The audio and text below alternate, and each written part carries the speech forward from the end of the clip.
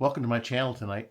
Tonight we're going to talk about Genesis 4, 25, and 26. I'm going to briefly tell you what it was all about. The key question here was, where is God in time of darkness?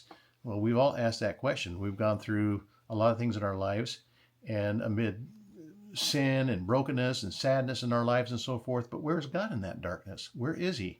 Well, he's there. He works quietly and he works intentionally, and he's there. All he's asking you to do is to call on his name. Call on me. People, I'm here. Call on my name. I'm the Lord. Call on me. That's all he's asking you to do. So that's the key, kind of the key core thing that we're going to talk about. Now we're going to go to Genesis 4:25. I'm going to read very quickly to you. Genesis 4:25. It says, later on, Eve gave birth to another son and named him Seth, which means granite. For as Eve put it, God has granted me another son for the one Cain killed. Yeah, and Seth wasn't put there just to replace Abel. He was put there for a reason. And we're going to talk about that in 26 tomorrow. But so Seth was born.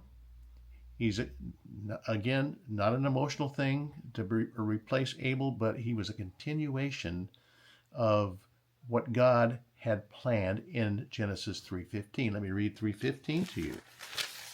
It says this, from now on, you and the woman will be enemies as your offspring and hers. You will strike his heel and he will crush yours. So it's saying here, Satan, his followers, and the ones that do exactly as the evil ones, basically, and then Eve's offspring, which starts with Seth and continues on to Jesus, our saving grace. And it says here that you will strike his heel. Satan will strike his heel, strike Jesus' heel, and that's at Calvary. I'm thinking probably when he was hung on the cross, strike his heel, but it says Jesus will crush his head.